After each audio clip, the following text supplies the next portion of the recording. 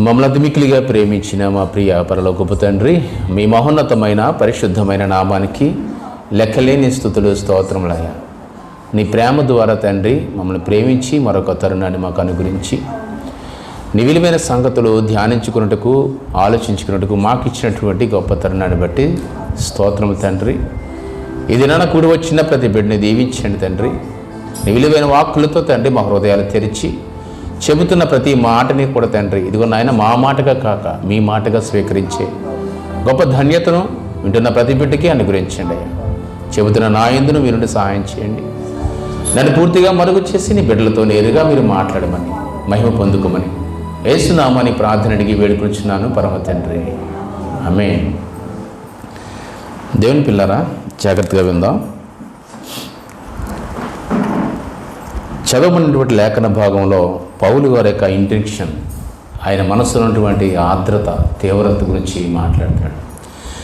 ఎఫెసు సంఘము అనగా మధ్యాసియా, మైనరాసియా ప్రాంతాలలో అతిపెద్ద ప్రాముఖ్యమైన పట్టణం.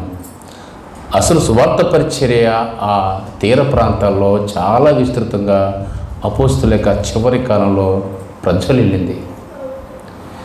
అక్కడ మీకు యోహాను గారు రాసినటువంటి 7 సంఘాలు కూడా ఆ సముద్ర తీరాన్ని ఆడుకున్నటువంటి ప్రాంతాలు, వాటికి లేఖ కూడా రాస్తాడు. మనం ప్రకటన గ్రంథంలో చూస్తాం. దేవుని పిల్లారా, ఆ సంఘాలలో వస్తున్నటువంటి పరిస్థితులు ఇదిగో ఇప్పుడు సహోదరులు చెప్పినట్టుగా అనేక రకమైన వింత బోధలు, వింతైనటువంటి సన్నివేశాలు ఆ ప్రాంతాన్ని కబలించినప్పుడు మనసు వేదనతో రాసినటువంటి మాటలు పౌలు గారు. విచిత్రం. ఒకటి దేవుడు లేడని, ఒకడైతే దేవుడు యేసుక్రీస్తు వారు దేవుడు కాదని, లేకపోతే ఇక మనం ప్రభువులో ఉంటూ కూడా ధర్మశాస్త్ర సంబంధమైన ఆచారాల కార్యక్రమాలు చేయవచ్చని, లేదంటే మనం చూస్తున్నది, మనం చేస్తున్నది అంతా కూడా అది దైవమే అన్నట్టుగా అనేకమైన వికృతమైన కార్యములు కూడా దేవునికి సమాజంలో జరిపిస్తూ దేవునికి అర్థాన్ని మార్చేసినటువంటి సందర్భంలో వేదనతో మాట్లాడుతున్నటువంటి మాటలు, ఆ మాటల్లో ఎఫెసు సంఘానికి రాస్తున్న లేఖ చిట్ట చివరి క్లుప్తంగా మీరు ఆ యొక్క లేఖలు చూస్తే మీకు గాలికి కొట్టుకుని పోయేవారిగా ఉండొద్దు. అనేక విధాలైన బోధలు మన సమాజంలో సన్నిధిలో చొరబడ్డాయి. జాగ్రత్త అని జాగ్రత్తలు చెబుతున్నటువంటి లేఖ. అందులో మరి ముఖ్యంగా ఆ రోజుల్లో ధర్మశాస్త్ర ప్రావీణ్యం కలిగినటువంటి ఆ సమయంలో ఏమండి, ధర్మశాస్త్రానికి అంత పెద్దపీట వేస్తూ ధర్మశాస్త్ర సంబంధమైన ఆచారాలు క్రైస్తవులు అని మనము కూడా పాటించవచ్చు అనేటువంటి ఒక నినాదం ఆ యొక్క ఎఫెసు సంఘాన్ని చుట్టుముట్టేసిందంటండి. దాని గురించి మాట్లాడుతూ ఒకనాటి మీ యొక్క దేవునిలోకి ఏర్పాటు ఎలా జరిగింది, ఆ ఏర్పాటుకు ముందు మీరు ఎవరు, మీరు ఎలాగున్నారు అన్న విషయాన్ని కూడా చాలా స్పష్టంగా తెలియజేస్తాడు ఈయన 2వ అధ్యాయంలో. ఒకనాడు మీరు పాపముల చేత, అపరాధముల చేత చచ్చిన వారనై ఉండగా అంటాడండి, క్రీస్తులు మిమ్మల్ని బ్రతికించాను కదా, అలా బ్రతికించి నిలబెట్టిన మీరు మరలా ఈ గాలికి ఎగిరిపోయేటువంటి బోధలకు ఎందుకు మీరు మరలిపోతున్నారు అని బాధపడుతూ మాట్లాడుతున్న మాట. అక్కడ మరలా ఒక విషయాన్ని తెలియజేస్తూ, మీరు, మేము, వాళ్ళు, వీళ్ళని తనమనే భేదం అనేటువంటి దేవుడు, అందరినీ ఏకం చేసిన దేవుడు, అలాంటి దేవుని కలిగి ఉన్న మీరు, అలాంటి ప్రభువును కలిగి ఉన్న మనము ఇంకా మరలా ఈ యొక్క వ్యత్యాసాలు, విభేదాల వైపు ఎందుకు చొంగు చూస్తున్నారు అనే విషయాన్ని తెలియజేస్తూ ఒక చక్కని మాట అక్కడ మాట్లాడండి. 2వ అధ్యాయము 17వ మాటలో చూద్దాం మాట. మరియు ఆయన వచ్చి దూరస్తులైన మీకును సమీపస్తులైన వారికిని సమాధాన సువార్తను ప్రకటించెను. ఆయన ద్వారానే ఉభయమును ఒక ఆత్మయందు తండ్రి సన్నిధికి చేరగలిగాము. ఎంత చక్కని మాట. మీరు వేరు, మేము వేరు. మీరు అన్యులు, మేము యూదులము. మీరు పాపులు, మేము నీతిమంతులము. మీకు మాకు చాలా దూరం ఉంది, చాలా వ్యత్యాసం ఉంది అని ఇటువంటి ఏ గిరియత గీసుకున్నారో దాన్నంతా చెరిపి మనమందరినీ ఉభయులను, అంటే మన అందరిని కూడా ఏకము చేశాడు అన్నాడండి. ఏకం చేశాడు ఎవరంటే ఆ ఎదరు మాటలు చూస్తే చూడండి, ఆయన మనకిని మీకును మధ్య ఉన్నటువంటి ద్వేషమును అన్నమాట. 16వ వచనం అది చదవండి. ఆ ద్వేషమును సంహరించి, తన సిలువ వలన ఆ ద్వేషమును సంహరించి దారి ద్వారా వీరిద్దరిని ఏక శరీరముగా చేసిన గనుక సమాధానపరచవలనని ఇలాగు చేసెను కనుక ఆయనే మనకు సమాధానకారకుడే ఉన్నాడు. ఇంకా కొంచెం పైకి చూద్దాం. అయినను మునుపు దూరస్తులై ఉండి ఇప్పుడు క్రీస్తు చేసినందు క్రీస్తు రక్తము అయిన సమీపస్తులై ఉన్నారు. 14 ఆయన మన సమాధానమై ఉండి మీకును మాకును ఉండిన ద్వేషమును, ఏంటండి మీకును మాకున్నటువంటి ద్వేషము. ద్వేషం ఏంటండి? ద్వేషం ఏంటి? విభేదము. మీకు మాకు ఏ ద్వేషం ఉంది? మీరు వేరు, మేము వేరు. మేము నీతిమంతులము, మేము దేవుని బిడ్డలము, మేము స్వజనులము, స్వజాతీయులము, యోధా జాతి వారు, మోషే ధర్మశాస్త్రాన్ని ఆచరిస్తూ ఆ పక్షాన అబ్రహాము సంతానం అని గొప్పలు గొప్పలు. మీరు అన్యులు పాపులు వెలివేయబడిన వారనేటువంటి ఏదైతే ట్యాగ్ లైన్ ఉందో ఆ ట్యాగ్ లైన్ గురించి మాట్లాడుతూ ఆ ద్వేషం ఉందో ఆ ద్వేషాన్ని ఏం చేశాడంటే ఆ తర్వాత ఆ ద్వేషమును అనగా అని మరలా వివరిస్తున్నటువంటి అనగా అనగా అంటే డెఫినేషన్ చెప్తున్నాడండి. అనగా విధి రూపకమైన ఆజ్ఞలు గల ధర్మశాస్త్రమును తన శరీరమందు కొట్టివేయుట చేత మధ్య గోడను పడగొట్టి మన ఉభయులను ఏకము చేసెను. ఏంటి ఈ టాపిక్ కానీ మనం ఆలోచించగలిగితే చాలా పెద్ద మ్యాటర్ ఉంది. కానీ మీరు జాగ్రత్తగా క్లుప్తంగా కొన్ని విషయాలు మనకు చక్కగా అర్థమయ్యే రీతిలో మాట్లాడుకుందాం. విధి రూపకమైన అనండి. విధి రూపకమైన అంటే అర్థం ఏంటండి? విధి రూపకమైన. మనం ప్రాథమిక హై స్కూల్లో చదువుకున్నప్పుడు విధులు హక్కులు కొన్ని నేర్చుకుంటూ ఉంటాం, అవునా? విధులు అంటే ఏంటి? నిర్వర్తించవలసింది బాధ్యతలు. హక్కులు అంటే మనం పొందుకోవాల్సినవి, అవును కదా? మనకి గ్రాంట్ చేయబడిన హక్కులు. విధులు అంటే మనం చేయవలసినటువంటిది. అర్థమవుతుందా? అదే మీకు మాకు ఏదైతే వ్యత్యాసం ఉందో, ద్వేషం ఉందో, ఏదో మధ్య గోడగా ఉందో ఆ గోడ ఏంటంటే ఆ గోడ అలా ఉంది. కానీ అందులో విధి రూపకమైన, ఎంత స్పష్టంగా పడుతుంది, విధి రూపకమైన అంటే చేయవలసినవి, చేయతగినవి, అంటే బయటికి కనిపించేవి. చేయదగినవి అంటే అర్థం ఏంటండి? కంటికి కనిపించేటట్లుగా చేసేటివి ఏవైతే ఉంటావో అవి విధి రూపకమైన ఆజ్ఞలు గల ధర్మశాస్త్రం. ఎంత స్పష్టంగా ఉందండి? ధర్మశాస్త్రాన్ని కొట్టేశాడంటే ఒకరు, కొట్టలేదంటే మరొకరు, లేదా కొట్టి నెరవేర్చాడని ఒకరు, లేదంటే నెరవేర్చి కొట్టేసి ఇప్పుడైతే ధర్మశాస్త్రాన్ని మొత్తం ఖాళీ చేసాడని మరొకరు. ఇలా రకరకాలుగా వ్యాఖ్యానాలు జరిగినాయి. ఏ రూపకమైన ధర్మశాస్త్రాన్ని? విధి రూపకమైన ధర్మశాస్త్రమును తన శరీరమందు కొట్టివేయుట చేత మధ్య గోడను పడగొట్టి మన ఉభయులను ఏకము చేసాను. దేవుని పిల్లరా, ఎంత విలువైన సంగతి! మీరు జాగ్రత్త మనసు పెట్టి ఆలోచిస్తే ధర్మశాస్త్రాన్ని ఆయన చెడగొట్టలేదు, ధర్మశాస్త్రాన్ని అతను ఏమీ తోలనాడలేదు, ధర్మశాస్త్రం వేషను కూడా చెప్పలేదండి. కొన్ని మాటలు మీకు అర్థం కావట్లేదు, నిష్ప్రయోజనమైనవి, అవి సమసిపోతాయి, అది పాతదని చెప్పడం చేత ఒకనాటికి అది పాతదైపోతుంది, అది మనకు అవసరం లేదు కాబట్టి అది ఉడిగిపోతుంది అన్న మాటలన్నీ కూడా దేనికి సంబంధించినవి అంటే విధి రూపకమైన. అర్థమవుతుందండి? ఇక్కడ విధి రూపకమైన ధర్మశాస్త్రం ఆజ్ఞలు అవి కొన్నాళ్ళకి ఏమిటంటే రూపు మాసిపోతాయి. ఇది మనకు అర్థమైతే మన వారితో వీరితో ఫైటింగ్ చేయాల్సిన అవసరం ఉందండి. ఈరోజు చాలామంది సముద్ర ఫెలోషిప్ వాళ్ళు, లేకపోతే యెహోవా సాక్షులు, లేదంటే మరొకరు ధర్మశాస్త్రం పట్ల నిష్ట కలిగినటువంటి కొంతమంది ఇప్పటికీ కూడా ఆ గుడారాల పండుగలు, విశ్రాంతి దినాలు ఆచరిస్తున్న వాళ్ళు, వీళ్ళందరూ కూడా మనం ఎప్పుడైతే ఇవి పాటించమో ఇవి ఆచరించమో మన మీద పడిపోతుంటారు. పాత నిబంధన దేవుని గ్రంథం కాదా, లేకపోతే ఇది మనం ఆచరించకూడదా, అది దేవుడిచ్చింది కాదా అని. అన్నీ దేవుడిచ్చినయే, కానీ ఏది మార్చాడంటే మనం గమనించాలి, ఆ పాయింట్ పట్టుకుని ప్రయత్నించాలి. దేవుని పిల్లరా, విధి రూపకమైన అంటే చేయతగినటువంటి ఆజ్ఞలు, చేయతగిన పనులు, వాటిని ఆపేశాడు, నిలిపివేశాడు. ఏంటయ్యా చేయతగినవి అని అడిగితే ఒకసారి గమనించండి. పౌలు గారు చాలా స్పష్టం, ఎందుకంటే తన జ్ఞానయుక్తంతో మాట్లాడుతున్న మాటలు, తన జ్ఞానాన్నంతా పండిస్తూ మాట్లాడినటువంటి మాటలు, రాసినటువంటి లేఖలు ఒక్క పట్టాన్ని ఇలా చదివితే అలా అర్థమైపోయి కాదు, మనసు పెట్టి ఆలోచించాలి. ఏంటి విధి రూపకమైన ఆజ్ఞలు అంటే ఏంటంటే చేయతగినవి, చేతలతో కంటికి కనిపించేటువంటివి ఆజ్ఞలు. అవి సమసిపోతాయి ఎప్పుడు? క్రీస్తు ద్వారా. దేవుని పిల్లరా, ఏంటి ఆ విషయాలు మనం చూడగలిగితే పౌలు గారు ఒకసారి మాట్లాడతాడు, ఎవడును కూడా ఈ భూమి మీద తన విశ్వాసంలో, తన భక్తి విషయంలో ధర్మశాస్త్రాన్ని పాటిస్తూ ఏమండి నీతిమంతుగా ఎవడో కూడా తీర్చబడలేదు అంటాడండి. ఈ మాట ఉందా లేదు చెప్పండి. గలతీ రాసిన పత్రిక, రోమిలి రాసిన పత్రిక, కొరింథీ రాసిన పత్రికలో ఎవడైనా ధర్మశాస్త్రం ప్రకారం వాడు నీతిమంతుడిగా తీర్చబడడు, కానీ యేసుక్రీస్తునందు విశ్వాసం మూలముగానే వాడు నీతిమంతుడిగా తీర్చబడతాడు అన్నమాట 10 సార్లు ఉట్టంగిస్తూ ఉంటాడు పౌలు గారు. అవునా కదా చెప్పండి. విశ్వాసం ద్వారా ఏంటది? ధర్మశాస్త్రం ద్వారా ఆయన నీతిమంతుడిగా ఎవరు తీర్చబడలేదా? నీతి ధర్మశాస్త్రం మూలముగా ఏదైతే ఆ ధర్మశాస్త్రం ఎందుకు నెరవేర్చలేకపోయింది, సంపూర్ణ సిద్ధి కాలేకపోయింది అన్న మాట అంటాడు.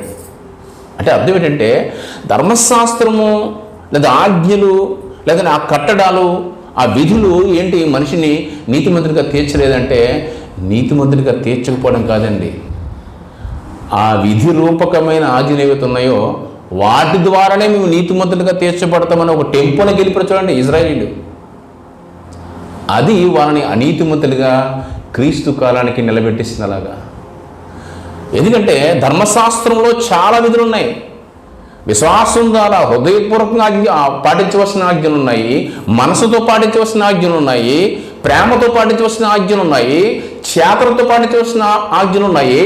ఆయనకు ఆరాధిస్తూ స్తుతియాగాలు చేస్తూ ఆరాధించేటువంటి కార్యక్రమాలు ఉన్నాయి. ఇన్ని ఆజ్ఞలు ఉన్నటువంటి 613 ఆజ్ఞలు ధర్మశాస్త్రము కేవలం వీళ్ళు పట్టుకున్నది ఏంటంటే విధిరూపకమైన ఆజ్ఞలను పట్టుకునే మేము ధర్మశాస్త్రం నెరవేరుస్తున్నామని, ఇక ఈ ఆత్మ సంబంధమైనవి, హృదయ సంబంధమైనవి, ప్రేమతో కూడుకున్నవి, మనస్సుతో కూడుకున్నటువంటి ఆజ్ఞల్ని పక్కకు తోచేసారు వీళ్ళు. ఎవరండి? ఇజ్రాయేలీలు. అలా తోసేయడం వల్ల వాటిని సరిగ్గా పట్టించుకోలేదు, వాటిని సరిగ్గా ఆచరించలేదు.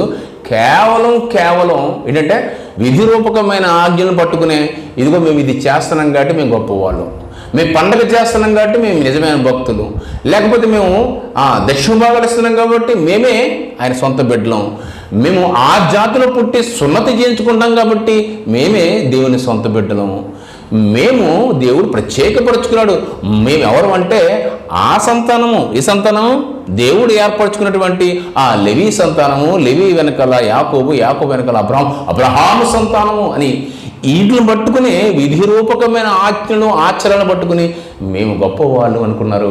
అదొక్కటే పాటిస్తూ మీ భక్తిని వాళ్ళ ధర్మశాస్త్రం నెరవేరుస్తున్నట్టుగా, వాళ్ళ భక్తిని కనబరుస్తున్నట్టుగా చూపించుకున్నటువంటి విధానం ఆనాటి నుంచి నేటి వరకు, అనగా క్రీస్తు కాలం వరకు అది కొనసాగించడం వల్ల క్రీస్తు వచ్చే కాలానికి వాళ్ళు చేస్తున్న చేతల ద్వారానే నీతిమంతులుగా తీర్చబడుతున్నామని ఎప్పుడైతే వారు సాక్ష్యం ఇచ్చుకుంటున్నారో అదంతా కూడా చెరిగేశ్వరుని యేసుక్రీస్తు వారు. అరే నాయన, కేవలం ధర్మశాస్త్రం అంటే కేవలం మీ చేస్తున్న పనులు మాత్రమే కాదు, కానీ మీ కంటికి కనిపిస్తున్నట్టు ఈ కార్యక్రమాల ద్వారా ధర్మశాస్త్రం అంటే ధర్మశాస్త్రం ఆత్మ సంబంధమైనది, హృదయ సంబంధమైనది, అది ప్రేమతో కూడుకున్నది. దేవుడు మనల్ని ప్రేమించి ఇచ్చినదయ్యా నిన్ను మంచి మార్గంలో పెట్టడానికి. కానీ మీరు తప్పుగా అర్థం చేసుకున్నారు. ఆ తప్పుగా అర్థం చేసుకున్నది కాకుండా అది కొనసాగించారు కాబట్టి ఏ మనుషుడు కూడా ధర్మశాస్త్ర ప్రకారము, ధర్మశాస్త్ర సంబంధమైన ఆ విధిరూపకమైన ఆజ్ఞ ప్రకారము ఎవడు నీతిమంతునిగా తీర్చబడ్డాడు అని చాలా గంటాపదంగా యేసుక్రీస్తు చెప్పారు. అలాగే దాన్ని వివరిస్తూ పౌలు గారు భక్తులు కూడా చెప్పారండి. గమనించండి, ఇందులో మీకు చాలా విలువైన సంగతి ఎలా ఉంటుందని చెప్తాను. విధిరూపకమైన ఆజ్ఞ అది ఎలా సమసిపోతుందో, ఎలా కొంతకాలకి కనుమరుగైపోతుందో మీకు ఒక విషయం చెప్తాను. గమనించండి. యెషయా గ్రంథము 11వ అధ్యాయము చూద్దాం. మొదటి నుంచి యెషయా గ్రంథము 11వ అధ్యాయము మొదటి చదవండి. యెషయా గ్రంథము యెషయా మొద్దు నుంచి చిగురు పుట్టును,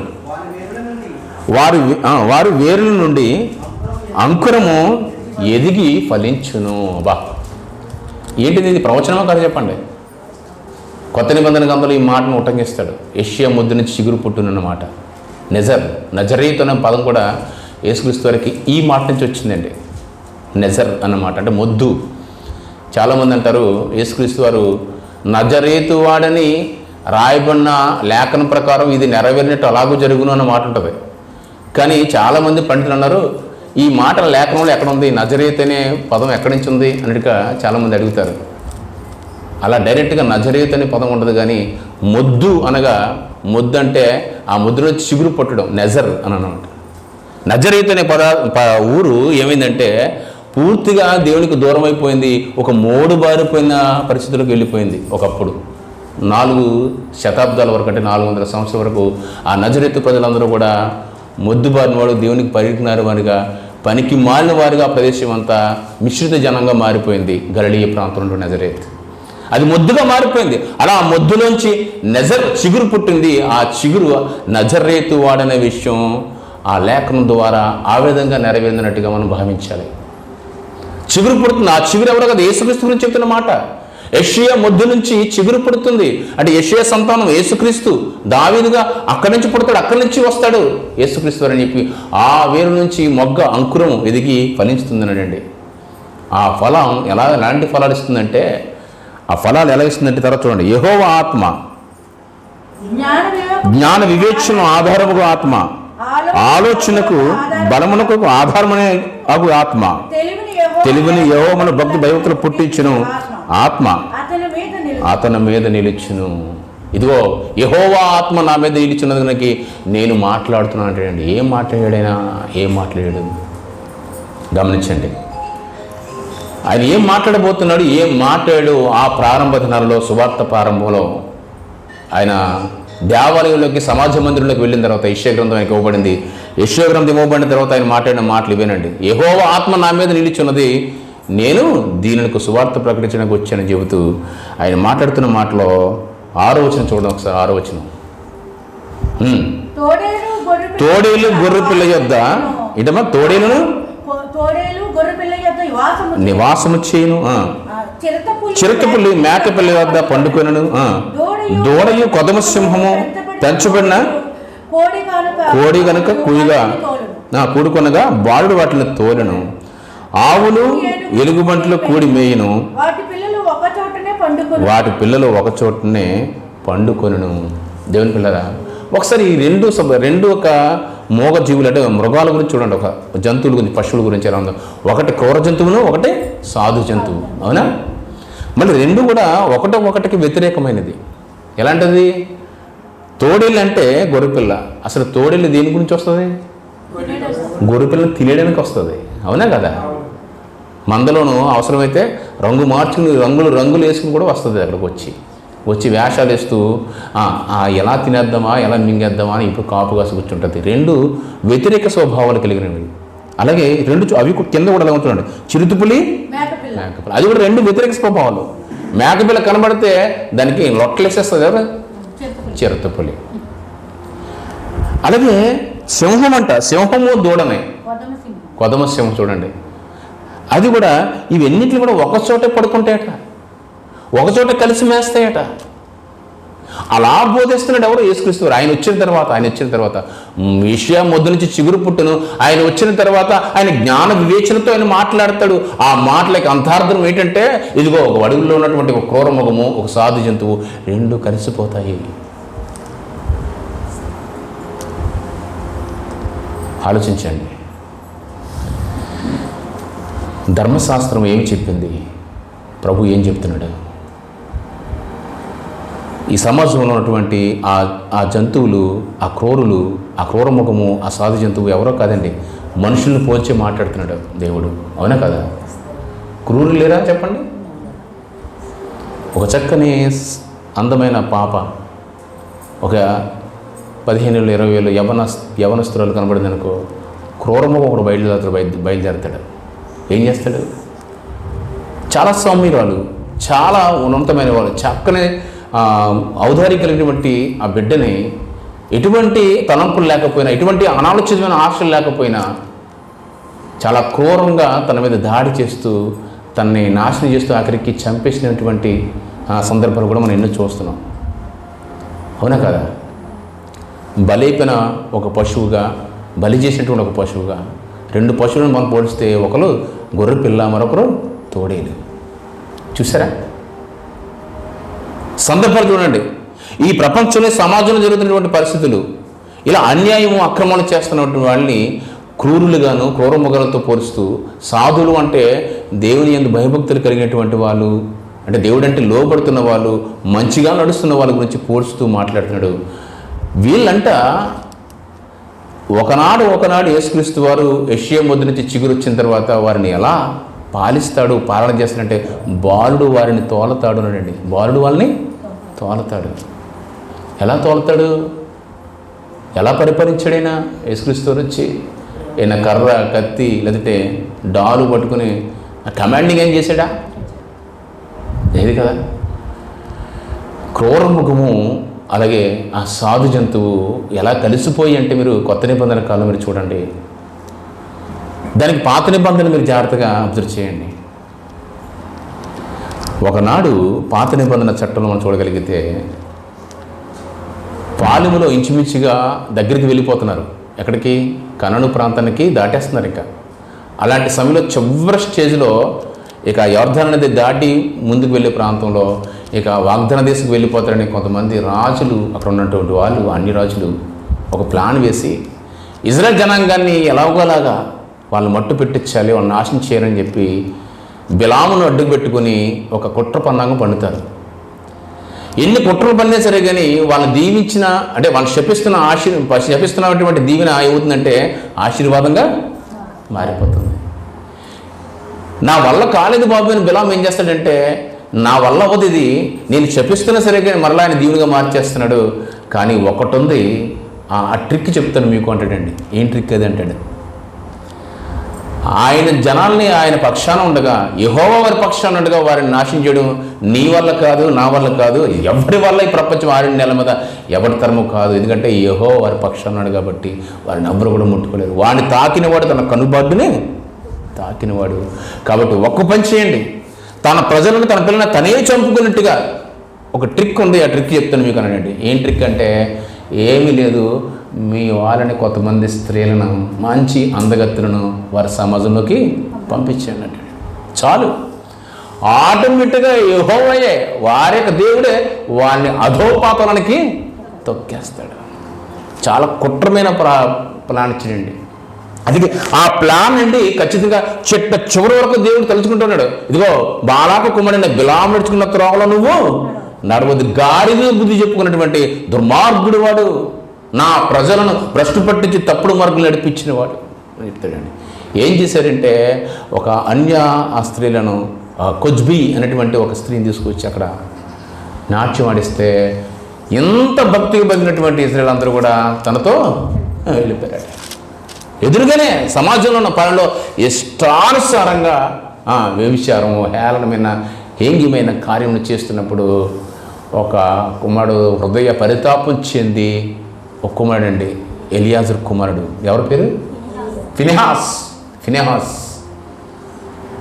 అసలు ఇది రోగం వచ్చేసింది సమాజంలోకి. దేవుడు మొత్తేస్తున్నాడు, తొక్కేస్తున్నాడు, పాపలకి తొక్కేస్తున్నాడు. అప్పటికి కొన్ని వేల మంది రాలిపోయారు. ఇంకా సమాజం అంతా రాలిపోయేలా ఉన్నారు. చూసావా? బిలాము చరిపెద్దామని ఎన్నో శాపనార్థాలు పెట్టాడు, కానీ ఏది వర్కౌట్ అవ్వలేదు. కానీ చూడండి ఎలాంటి ట్రిక్ ఇచ్చాడు. ఇవ్వగానే జనం రాలిపోతున్నారు. తెగులు వచ్చేసింది, రాలిపోతున్నారు. ఇదంతా కారణం దేవుని సన్నిధిలో ప్రార్థన చేస్తున్నటువంటి ఫినెహాస్ గుర్తించాడు. ఇది ఎక్కడి నుంచి వచ్చిందో మూలం అని చెప్పాడు. ఒక పొడవాటి ఈటు పట్టుకొచ్చి ఆ చెడు కార్యం చేస్తున్నటువంటి ఇద్దరిని కూడా, ఆ పురుషుని స్త్రీని కూడా ఇటు పక్క నుంచి పొడిస్తే అటు పక్క నుంచి బయటకు వచ్చేసే విధంగా పొడిచేసాడండి. పొడిచే కానీ ఎంత విచిత్రం చూడండి. అప్పుడు వెంటనే పాలెం మధ్యలోనే ఇటు పొడిస్తే ఇటు నుంచి అటుకొచ్చేసిందట. వచ్చగానే ఎంత విచిత్రం చూడండి. దేవుడు ఆయన ఓదార్చుకోవడం, తన కోపాగ్ని చల్లార్చుకోవడం చూడండి. వెంటనే తెగిలాగిపోయింది చూడండి. అంటే దేవుడు పాపాన్ని ఎంత మాత్రము సహించడండి. ఆయన సహించడం.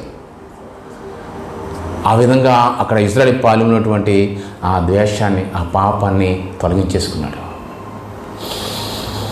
దేవుని పిల్లరా, ఒక క్రూర ముఖము ఒక సాధువు ఎలా బలైపోయి చూడండి. వాళ్ళు చేస్తున్న వంగ్యమైన వికృతమైన కార్యముల వల్ల ఆ పాలెమంతా చెడిపోయింది.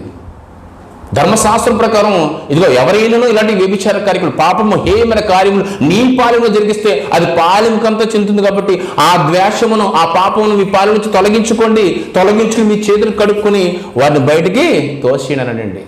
ఆ విధంగా ఎప్పుడైతే అలా చేశాడో బయటికి వెళ్ళిపోయింది. అప్పుడు మరలా యెహోవా దీవెన నడిపింపు వారికి తోడుగా ఉండి కనాను దేశానికి నడిపింపబడ్డారు. గమనించండి, ఇది ధర్మశాస్త్రం అటువంటి ఆజ్ఞ. ఆ పాపాన్ని, ఆ ద్వేషాన్ని తొలగించాలి. అలా తొలగించకపోతే అది మొత్తం అందరికీ చుట్టుకుంటుంది.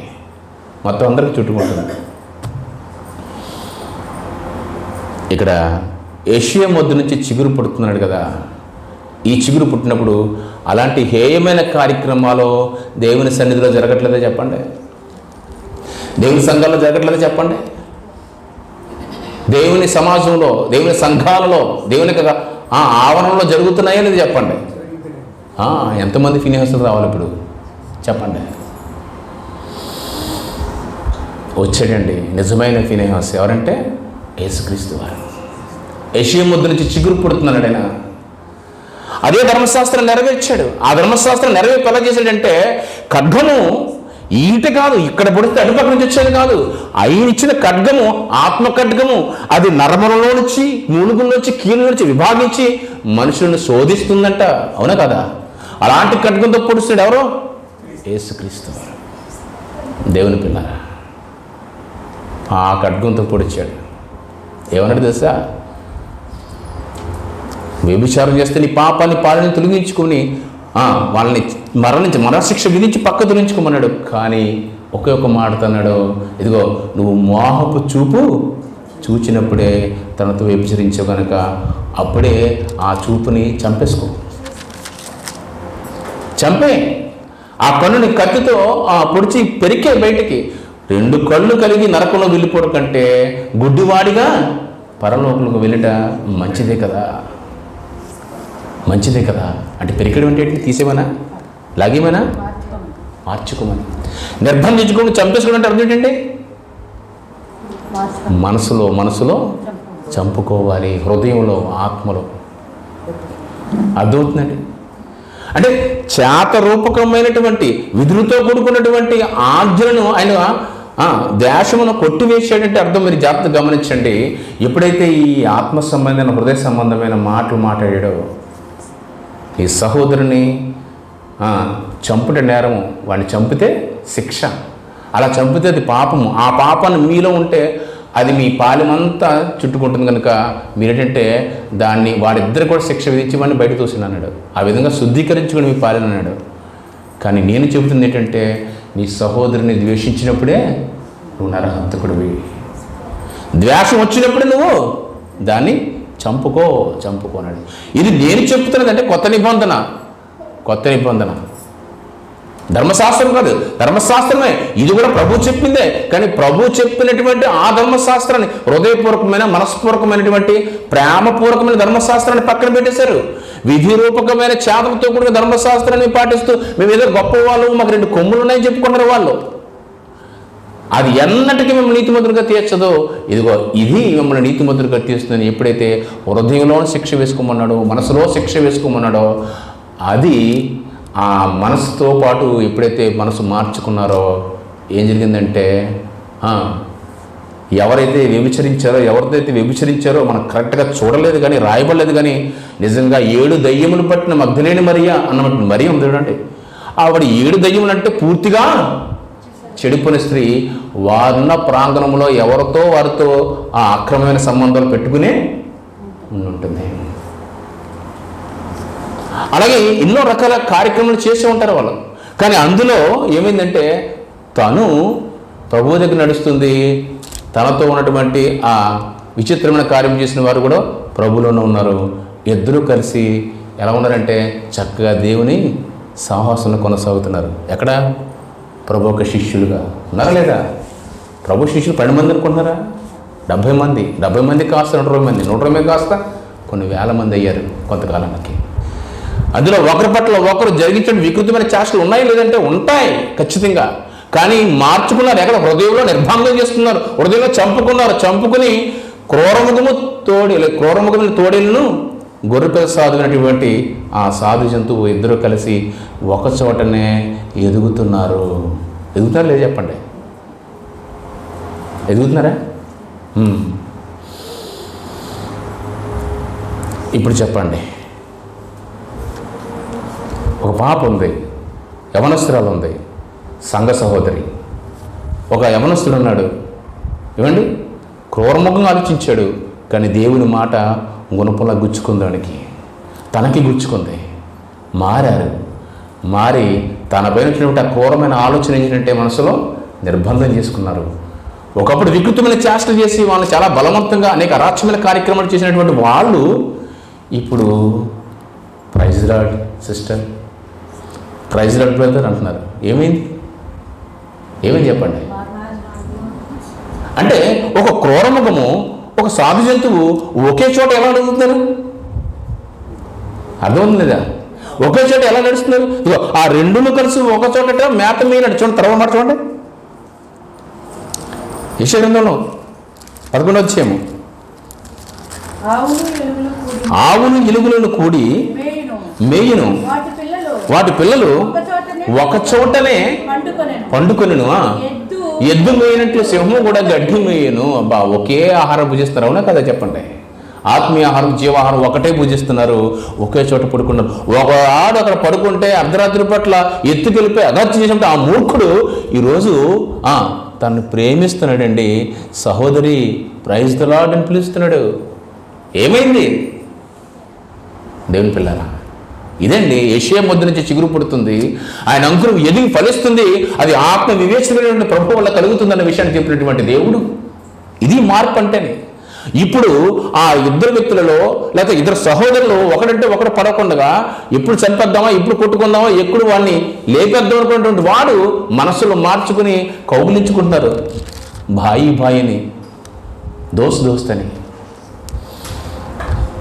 ఇది వచ్చినటువంటి ఈ యొక్క మార్పు నిజంగా చూస్తే ఒకే చోట మొదలుతున్నప్పుడు ఇప్పుడు వీరి మధ్యలో ధర్మశాస్త్రం అంటే విధిరూపకమైన ఆజ్ఞ పెడదాం. విధిరూపకమైన ఆజ్ఞ అక్కడ ప్లాన్ చేద్దాం. వాళ్ళిద్దరి జీవితాల్లో చేద్దాం. వాళ్ళిద్దరి జీవితాల్లో లైఫ్ లాంగ్ వాళ్ళిద్దరు కూడా అలాగే కొనసాగారనుకుందాం. లైఫ్ లాంగ్ అంటే తన ఇచ్చిన ఆయుష్లో 60-70 సంవత్సరాల జీవిత కాలంలో అలాగే కొనసాగారు. ఎక్కడ కూడా పడిపోకుండా దేవుని ప్రేమతో, దేవుని ఆజ్ఞల మేరకు హృదయంలో ఏదైనా తలంపులు వస్తాయి, చెడు తలంపులు వస్తాయి, వాటిని అణుచుకుంటూ చంపుకుంటూ చక్కగా ఎదుగుతున్నటువంటి వాళ్ళు తన చివరి దినం వరకు, అనగా తన ఈ జీవితాన్ని విడిచిపెట్టేంత వరకు అలా కొనసాగారనుకుందాం. ఇద్దరు కూడా ఒకరోజు తనువు చాలించారు, అయిపోయింది. ఒకసారి మన వాళ్ళిద్దరి లిస్టును ఒకసారి ప్రారంభం నుంచి చనిపోయేంత వరకు మళ్ళీ లిస్టు బేరీజు వేసుకుంటే ఎప్పుడో ఒకప్పుడు క్రూరముఖముగా ప్రవర్తించిన వాళ్ళు ఒక టైంలో అంటే క్రీస్తు మాటల్లో పట్టబడిన తర్వాత వాళ్ళ ప్రయాణం కొనసాగిన తర్వాత ఎక్కడా కూడా ఇవ్వట్లేదు, చక్కగా దేవుని సన్నిధిలో బతికారు. ఇప్పుడు ఈ ధర్మశాస్త్రం తీసుకొచ్చి ప్రభువులోకి వచ్చిన తర్వాత ఇదిగో ఎవరైనా నీ యొక్క సన్నిధిలో, నీ పాలెములో, నీ ఆవరణలో ఇలాంటి తప్పు చేస్తే వాడిని కత్తితో పొడిచి వాడిని బయటికి శిక్ష వేసి బయట తోసిండి అన్నటువంటి ఆ ఆజ్ఞ వీళ్ళకి అప్లై అవుతుందా చెప్పండి? వీళ్ళిద్దరికి అప్లై అవుతుందా చెప్పండి? వాళ్ళ జీవితంలో అంటే ప్రభువుని తెలుసుకున్న తర్వాత ఇదిగో వ్యభిచరించిన వాడికి మరణశిక్ష, ఇద్దరికి కూడా మరణశిక్ష విధించండి. లేదంటే ఒకరిని చంపిన వాడికి ఇద్దరికి కలిపి మరణశిక్ష విధించి పాలెం నుంచి మీ దోష శిక్షను తప్పించుకోండి, లేదా కడిగేసుకోండి, మిమ్మల్ని మీరు శుద్ధీకరించుకోండి అన్నటువంటి ఆజ్ఞ వాళ్ళక మార్పు తర్వాత అది అవసరం అవుతుందా చెప్పండి? అవసరం కాలేనప్పుడు ఎప్పటి వరకు అవసరం కాలేదంటే వాళ్ళు చనిపోయి తనువు చాలించడం కూడా అవసరం కాలేదంట. ఇక తనువు చాలించడం అవసరం కాలేదంటే ఆ ఆజ్ఞ రాసుకుని అవసరమా చెప్పండి? పుస్తకంలో రాసి ఇది ఒక కమెంట్మెంట్ నీకు అనుగ్రహించడం అవసరమా? ఇది నాకు అవసరం, నాకు ఉపయోగమే లేని దాన్ని, నాకు ఉపయోగమే పడలేని దాన్ని ఇక నేను దాన్ని పాటించవలసిన అవసరం ఏముంది? నా మనసులోనే చంపుకున్నాను, నన్ను మనసులోనే నిర్బంధించుకున్నాను, ఇక నాకు ఆ ఆజ్ఞ అవసరమే లేదు. ఆ ఉద్దేశంతో మన ఇద్దరి మధ్య ఉన్నటువంటి విధి రూపకమైన అంటే చేతలతో కూడుకున్నటువంటి ఆ ఆజ్ఞనట ఆయన కొట్టివేసినట్టు అవసరం లేదు. ఎందుకంటే ప్రేమ కలిగి నడుచుకున్న నా బిడ్డలకు ఈ యొక్క శిక్షతో కూడుకున్నటువంటి ఆజ్ఞ అవసరమే లేదు. ప్రేమతో నడుచుకుని ఒకరినొకరిని సాధారణంగా ప్రేమించుకున్నటువంటి అది క్రూరముఖమైన సాధు జంతువైనా ఏమండి బాలుడైనా పెద్దవాడైనా ఎవరైనా సరే కానీ ఈ ప్రేమ ద్వారా నడుచుకున్న వారి మధ్యలో ఈ శిక్షణలో కఠినమైన తీర్పులతో కూడుకున్నటువంటి ఆజ్ఞ అవసరమే లేదు అని దాన్ని విధి రూపకమైన ఆజ్ఞను కొట్టివేశాడు. కానీ ప్రేమపూర్వకమైన ఆ దుర్మార్గమైన ఆలోచనలు మాత్రం హృదయంలోనే నిర్బంధించుకోమని అది ఖచ్చితంగా ప్రభు అయిన యేసుక్రీస్తు వారు చెప్పాడు. ఆ మాట అదేనండి. ఇద్దరు కలిసి ఒకే పర్వతం మీద భుజిస్తాయి, ఒకే ఆహారాన్ని భుజిస్తాయి. ఆ ఆహారం భుజిస్తూ ఆయన సన్నిధిలో పడుకుంటాయి, ఆయన సన్నిధిలో ఎదుగుతాయి. బాలుడు వాడిని తోలనంటే అర్థం ఏంటంటే లోకంలో ఎన్నిక లేనివారు పసిపిల్లలతో సమానులు అలాంటి వారంట ఏలతారంట. ఏలరా లేదు చెప్పండి, యేసుక్రీస్తు వారు ఆయనే కదా, అలాంటి వాడే కదా. పౌలు అపోస్తులు కూడా మీరు పసిపిల్లలుగా ఉన్నారు, ఇదిగో నాయన ఆకాశములకు భూమికి ప్రభువా, ఇదిగో జ్ఞానులకు వివేచనకు మరుగు చేసి పసిబాలుడైన మాకు ఈ దీవెనడు ఈ ఈవులను మాకు అనుగ్రహించేవారు తండ్రి నీకు స్తోత్రం అన్నాడండి. పసిబాలుడు అంటే అపోస్తులు అంటే వెలువైబడిన వారు, వాళ్ళు ఈ ప్రపంచాన్ని ఇలాంటి ఆత్మీయ జ్ఞానంతో ఎదిగించారండి, పాలించారు, ఏలేరు. అది అలా ఏలతారన్నమాట. ఆ ప్రవచనం మేరకు కొత్త నిబంధన జరిగినటువంటి ఆ ధర్మశాస్త్ర నెరవేర్పు. నేను ధర్మశాస్త్రాన్ని కొట్టువేయడానికి రాలేదు కానీ నెరవేర్చడానికి వచ్చాను. అది హల్లు అయిన సున్నాయినగా తప్పుపోకుండా దాన్ని పూర్తిగా నెరవేర్చుతానని చెప్పినటువంటి మాటకి ప్రతీకగా ఆయన నెరవేర్చినటువంటి విధానం, దాన్ని భుజాన వేసుకుని ఇదిగో ఆ ప్రపంచానికి చాటి చెప్పినటువంటి ఆ అపోస్తుల యొక్క గొప్ప సాక్ష్యం. దేవుని పిల్లరా మీరు గమనించండి, చాలామంది దీని మీద విభిన్నమైన ధోరణిలో ఒకడు కొట్టివేయబడిందని, ఒకడు మార్చేశారని, ఒకడేమో తీసేసారని, ఇది అవసరం లేదని, ఒకడైతే 2 పుస్తకాలు 2 భాగాలు చేసేసుకోండి మీకు అని చెప్పి మరొకడు ఇలా రకరకాల వ్యంగ్యమైన అదే విభేదమైనటువంటి భిన్నాభిప్రాయాలు తీసుకొస్తూ కాస్త అలజడి గలిబిడి చూస్తున్నటువంటి సందర్భంలో చాలా ప్రాముఖ్యమైన విషయాన్ని ఇది మనం తెలుసుకోవాల్సిన బద్ధమైన. కాబట్టి గమనించండి, క్రూరుడు మూర్ఖుడు అదే క్రూరముఖం అంటే ఏం కాదు, మనలో ఉన్నటువంటి ఆ దుర్మార్గమైన స్వభావాలే మనం అణిచివేసుకున్న తర్వాత ప్రభువులు నడవడం. అప్పుడు మనం అందరం కూడా ఏకాత్మ ఏకభావం ఏకప్రేమ కలిగి నడుచుకుంటాం. ప్రభు దగ్గరికి వచ్చినప్పుడు తన చర్మాలని సట్లను చించుకుంటున్నటువంటి మూర్ఖుడు ఒక లేడండి, అవునా? సమాధుల్లోనూ తన శరీరాన్ని చించుకుంటూ ఎవడు కనబడి చంపేస్తుంటాడు వాడు. అలాంటి వాడు సైతం ప్రభు పాదాల చెంత పడిపోయినవాడు సాక్షిగా తనతో పాటు తిరుగుతున్నాడా లేదా చెప్పండి? తిరుగుతున్నాడు, మారిపోయాడు. కర్కశంగా ఆ రోమా సైనికులు ఎంతోమందిని ఆ రోజు యూదుల్ని ఈ గల్లీలందరూ కూడా నిర్దాక్షిణ్యంగా ఉరిదీస్తూ మరణశిక్ష ఇస్తూ తలలో తెగ్గొడుతున్నటువంటి ఒక ఉద్యోగాలు చేస్తున్న సైనికులు వచ్చి బోధకుడా నువ్వు ప్రవక్తమని మెరుగుచున్నాము, అయితే మేము ఏం చేయాలని అడుగుతున్నారండి. చూడండి, కఠినమైన దుర్మార్గమైన మనసు కలిగిన వారు యోహాను గారిని బాప్తిజం ఇచ్చి యోహాను గారిని మేమేం చేయాలయ్యా బోధకుడు అని అడుగుతున్నారంటండి.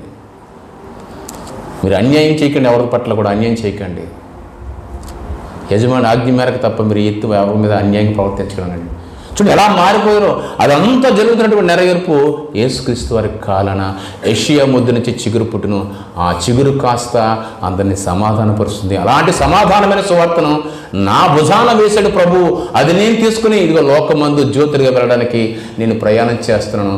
కాబట్టి ఈ గలిబిలి బోధలకు ఎందుకయ్యా మీరు తప్పిపోతున్నారని ఆ రోజు ఎఫ్సి సంఘానికి చాలా వేదనతో రాస్తున్న మాటలు, ఆ మాటలు అర్థం చేసుకున్న తర్వాత వారిలో చూడండి మార్పు అంత ఇంత కాదండి.